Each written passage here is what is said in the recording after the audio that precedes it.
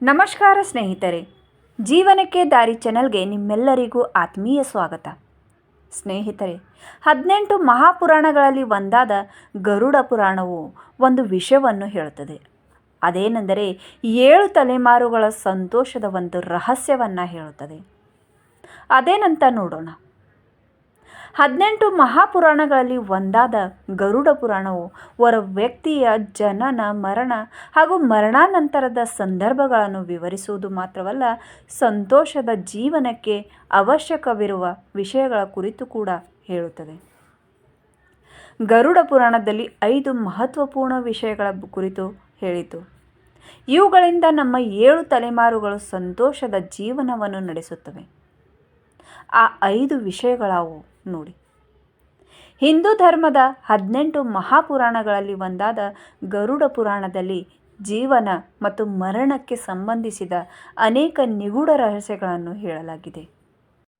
ಗರುಡ ಪುರಾಣದ ಪ್ರಕಾರ ಒಬ್ಬ ವ್ಯಕ್ತಿಯು ಜೀವನದಲ್ಲಿ ಒಳ್ಳೆಯ ಕಾರ್ಯಗಳನ್ನು ಮಾಡಿದರೆ ಅವನು ಮರಣಾನಂತರ ಸ್ವರ್ಗವನ್ನು ಪಡೆಯುತ್ತಾನೆ ಮತ್ತು ಅವನ 7 ತಲೆಮಾರುಗಳು ಸಂತೋಷದ ಜೀವನವನ್ನು ನಡೆಸುತ್ತಾರೆ. ಗರುಡ ಪುರಾಣವನ್ನು ಮೋಕ್ಷದ ಪುಸ್ತಕ ಎಂದು ಕರೆಯಲಾಗುತ್ತದೆ. ಆದರೆ ಇದರೊಂದಿಗೆ ಜೀವನಕ್ಕೆ ಸಂಬಂಧಿಸಿದ ಹಲವು ವಿಷಯಗಳನ್ನು ಇದರಲ್ಲಿ ಹೇಳಲಾಗಿದೆ. ಒಬ್ಬ ವ್ಯಕ್ತಿಯು ತನ್ನ ಜೀವನದಲ್ಲಿ ಒಳ್ಳೆಯ ಕಾರ್ಯಗಳನ್ನು ಮಾಡಬೇಕು ಮತ್ತು ಕೆಲವು ಪ್ರಮುಖ ವಿಷಯಗಳನ್ನು ಅನುಸರಿಸಬೇಕು ಎಂದು ಗರುಡ ಪುರಾಣದಲ್ಲಿ ಹೇಳಲಾಗಿದೆ. ಈ ವಿಷಯಗಳನ್ನು ಅನುಸರಿಸುವುದರಿಂದ ವ್ಯಕ್ತಿಯ ಜೀವನ ಮಾತ್ರವಲ್ಲದೆ ಅವನ 7 ತಲೆಮಾರುಗಳ ಜೀವನವು ಸಂತೋಷದಿಂದ ತುಂಬಿರುತ್ತದೆ. ಹಾಗಾದರೆ ಆ ವಿಷಯಗಳಾವು? ಮೊದಲನೆಯದಾಗಿ, ಆರಾಧ್ಯ ದೇವರಿಗೆ ಭೋಗ ಅರ್ಪಿಸಿ. ಗರುಡ ಪುರಾಣದಲ್ಲಿ ಆಹಾರವನ್ನು ತಯಾರಿಸಿದ ನಂತರ ಅದನ್ನು ತಿನ್ನುವ ಮೊದಲನೆಯದಾಗಿ ನಾವು ನಮ್ಮ ಆರಾಧ್ಯ ದೇವರಿಗೆ ಭೋಗವನ್ನು ಅರ್ಪಿಸಬೇಕು ಎಂದು ಹೇಳಲಾಗಿದೆ. ಹೀಗೆ ಮಾಡುವುದರಿಂದ ಅವರು ಮನೆಯಲ್ಲಿ ನೆಲೆಸುತ್ತಾರೆ ಮತ್ತು ತಾಯಿ ಅನ್ನಪೂರ್ಣೆಯ ಕೃಪೆಯಿಂದ ಅಂತಹ ಮನೆಗಳು ಯಾವಾಗಲೂ ಸಂಪತ್ತು ಮತ್ತು ಧಾನ್ಯಗಳಿಂದ ತುಂಬಿರುತ್ತವೆ.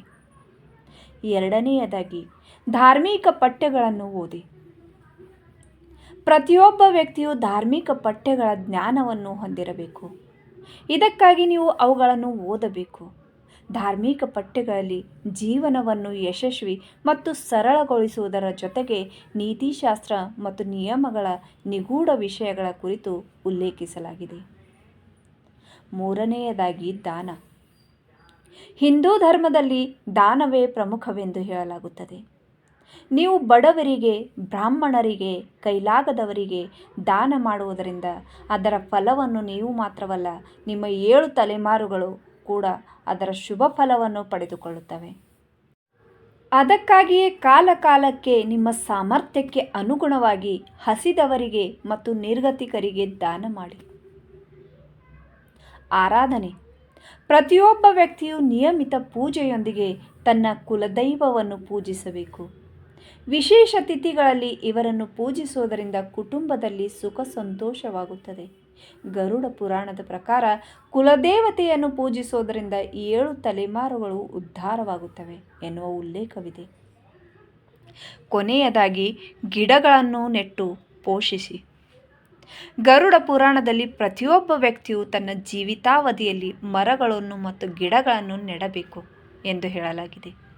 ನರಕದ ಚಿತ್ರಹಿಂಸೆಗಳಿಂದ ನಿಮಗೆ ಸ್ವಾತಂತ್ರ್ಯ ಸಿಗುವುದು ಮಾತ್ರವಲ್ಲ, ಬದಲಾಗಿ ಮುಂಬರುವ ಪೀಳಿಗೆಗಳು ಈ ಮರಗಳು ಮತ್ತು ಸಸ್ಯಗಳ ಹಣ್ಣುಗಳು ಮತ್ತು ನೆರಳುಗಳನ್ನು ಸಹ ಪಡೆದುಕೊಳ್ಳುತ್ತವೆ.